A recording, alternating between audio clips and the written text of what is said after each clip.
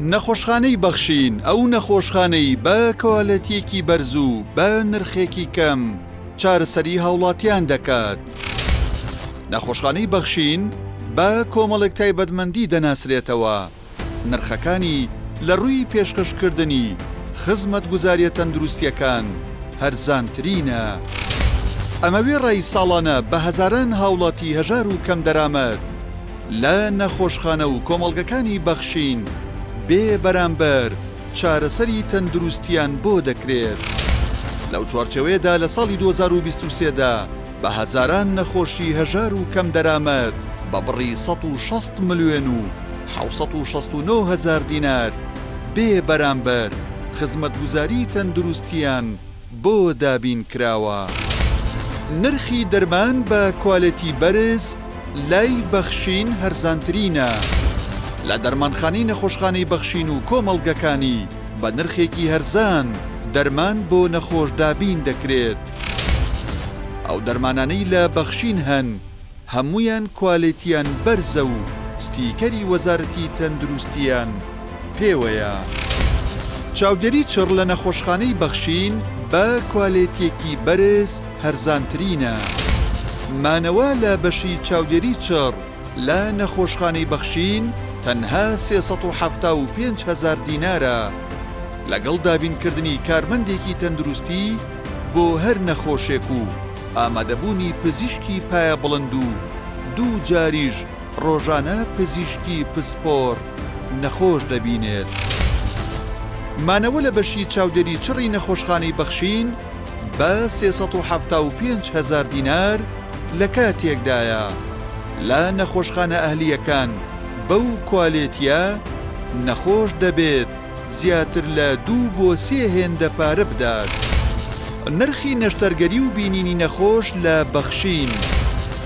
نرخی نەشتەرگەری لە نەخۆشخانەی بەخشین بۆ هەموو پسپۆڕیە جیاوازەکان بە نرخێکی گونجاو ئەنجامەدرێت کە نزیکە لەو نرخەی لە کلینیکی ڕاوێژکاری نەخۆشخانە حکومیەکان وەردەگیرێت. هەروەها نرخی بینینی نەخۆش لە نەخۆشخانەی بەخشین تەنها 3000 دینارە لە کاتێکدا هەمان پسپۆڕی لە کلینیکی تایبەتی پزیشکەکان بە 20 بۆ 25 هەزار دینارە. نرخی مانەوەی نەخۆش و تیشک و پشکنینەکان لە نەخۆشخانەی بەخشین. نرخی مانەوەی نەخۆش لە بەخشین کەمترینە لە کاتێکدا لە نەخۆشخانە ئەهلیەکان بە پاساوی خزمەتگوزاری زیاتر لە 2 ئەوەندەی بەخشین پارە لە نەخۆش وەردەگیرێت.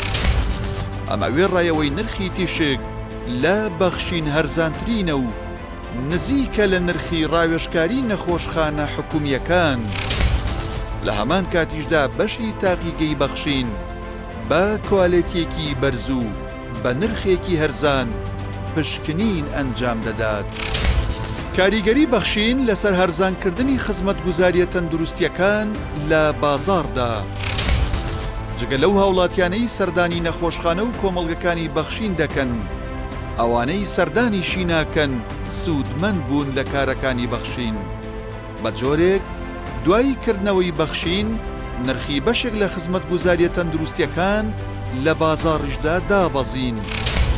بۆ نمونە پێشکردنەوەی نەخۆشخانەی بەخشین تیشکی موگناتیزی MRI لە بازاڕدا بە 270 هەزار دینار بوو، بەڵام بەخشین بە تەنها 65 هەزار دینار ئەنجامی دەدات.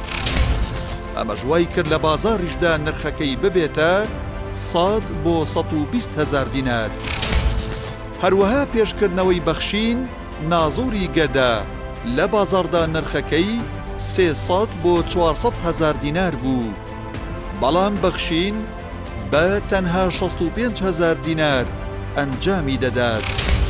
ئەمەش بووە هۆکاری ئەوەی لە بازاڕدا نرخەکەی ببێتە 150 بۆ 180 هەزار دینار.